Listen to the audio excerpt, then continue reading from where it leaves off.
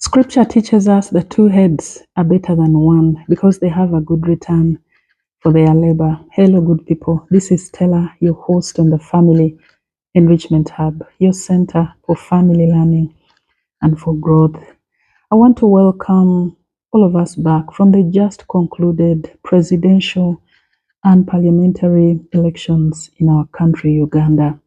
For those of us whose candidates won, I want to congratulate you. And for those of us whose candidates were not successful, just to encourage you to take heart and to know that there is life beyond the elections. And also to emphasize to us that 2026 is our year to work and meet our personal and family goals. Today, I want to be speaking to us about being meaningfully engaged in work activities as spouses at household level. It is rightly stated that idleness makes you the devil's workshop and center, but meaningful work gives you a platform to be meaningful and impactful to your family and to the society at large. Work is a platform to model right behavior and right living for our children and our household members. And so, on a personal level, I encourage partners to both be meaningfully engaged in work so that you can holistically support one another at your household level. Why do I advocate for both partners within the household to be meaningfully engaged in work? Work enables you to add value to your family. It's an easy way to teach your children the importance of responsibility. And there is no better way to emphasize that than through the work that you're personally engaged in. Work eases the stress on your partner to meet personal and financial needs, which you can also meet. So, in essence, work is an opportunity for you to be a blessing, financially speaking, to your family. Work brings a sense of fulfillment and meaning to your life because every day that you report to your work duties, you're delivering value to your boss, you're delivering value to your employer, you're delivering value and meeting the needs of your clients. And in that way, you're going to have a deep and significant sense of meaning with your life. Work enables you to be relevant within your family. I've had some random stories within the society of children making statements like, don't waste time asking mommy for money. She does not have it. She cannot be able to meet your financial need. You don't want your children to make that kind of remarks concerning you when you can meaningfully be engaged in work and be a source of blessing financially to your children. Work gives you a unique mental stimulation. When you're daily engaged in a unique work activity, your brain is not stagnant. It is working, it is growing, it is thinking. You're growing holistically, you're growing socially, you're growing mentally, you're growing spiritually.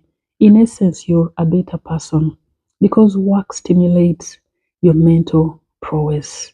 Like scripture has rightly told us in the book of Ecclesiastes, two heads are better than one. So it's always a better position for partners to be engaged in work so that they can support each other in a better way. And so I ask a reflective question. How is your labor? How is your work supporting and uplifting the well-being of your family? I do hope your work is a blessing to your family.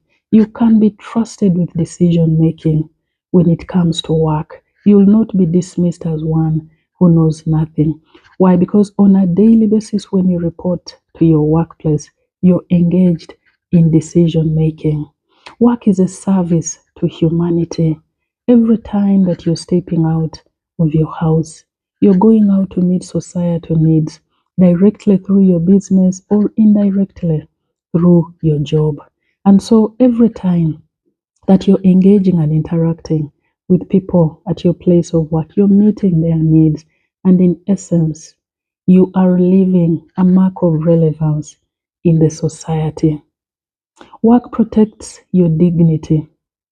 It doesn't leave you vulnerable to spousal attack from certain category of people who are not comfortable meeting the needs, financial needs of their spouse. And so when you're meaningfully engaged in your own work activities, it protects your honor, it protects your dignity, it protects you from would-be insults if you were totally dependent on your partner for your financial needs. Allow me to also share the exception to these rules. There are men whom I've also had within the society, culturally speaking, who are not comfortable having their partners, their wives, their women engaged in work activities in the workplace and interacting with other men. They would rather hustle it out and carry and bear the entire financial responsibility by themselves. There are those, and we respect those spaces. There are also people who, along the way, will get mentally incapacitated, physically incapacitated. For some reason, they may not be able to be engaged in meaningful work. We totally understand that.